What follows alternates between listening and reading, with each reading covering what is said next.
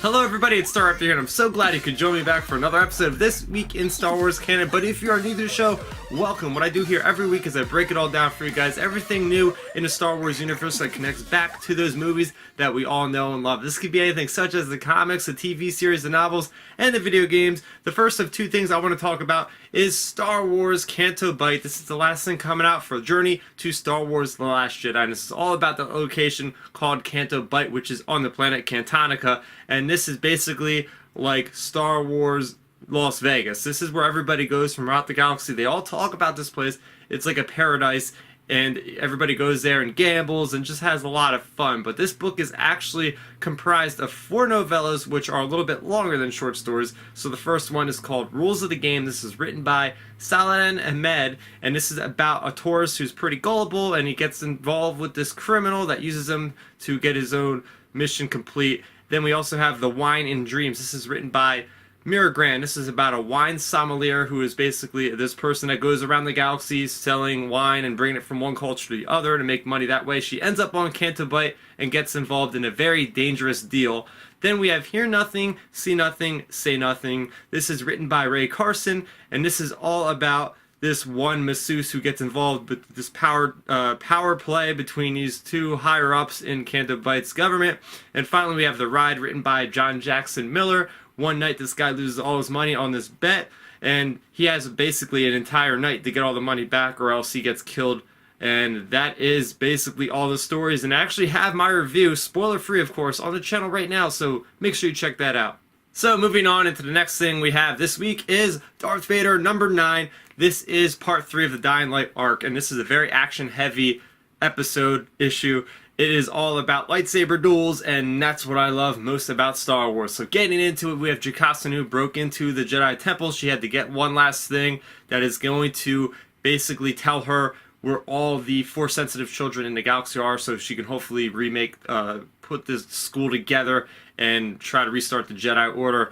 Of course, she sees the Grand Inquisitor messing with her book, so she has to go and intervene, and there's this big battle between her and him, and then next thing you know, he is about to have the upper hand. He's about to kill her, and Vader intervenes, and he says, look, we need her alive because the Emperor told me, basically, he didn't actually tell him that, but he's like, look, we need her alive. She's got a lot of information, basically.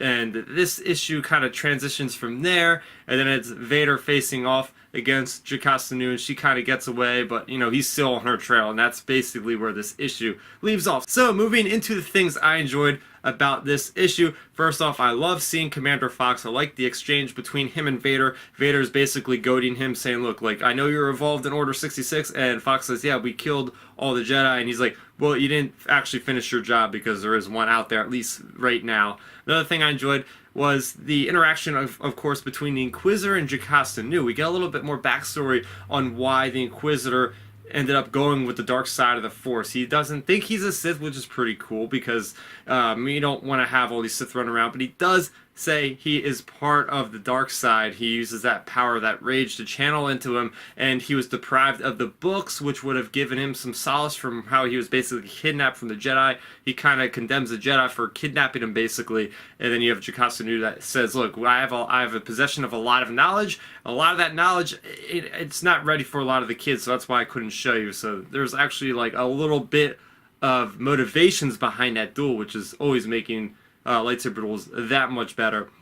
Another thing I enjoyed was Jacasta Nu actually knowing about Anakin Skywalker. She knows that Vader is Anakin Skywalker because one of her little security droids actually was able to analyze him somehow, so that was kind of interesting. And with her knowing that information, I mean, we can already put 2 and 2 together and say, look, she's not going to actually survive this. There's no way, because then it would get out to Anakin Skywalker's Darth Vader, which we know never happened, because only really Luke and Obi-Wan and Yoda really know that. And finally, the last thing I want to talk about, I don't know if this is a good thing or a bad thing, but there is this Jedi, it looks like an ancient projectile weapon that Jacasta Nu uses against Vader, where she basically inserts her lightsaber into this cannon, and it fires this focused energy of the Kyber crystal into a projectile, which hits Vader and sends him flying back. So that is kind of how the issue ends.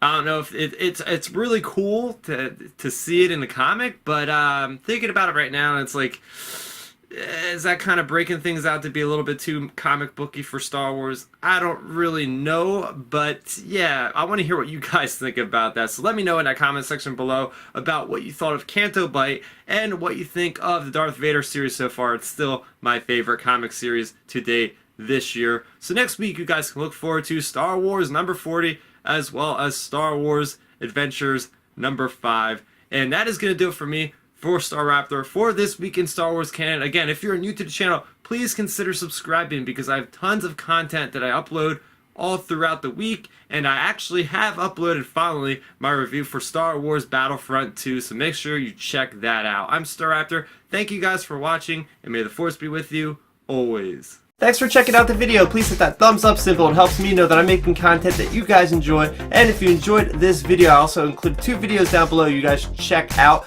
And please consider subscribing to this channel. It helps support me and it notifies you guys of when I get new videos up on the channel. You can also contact me on Twitter, Facebook, and Instagram at StarRaptor.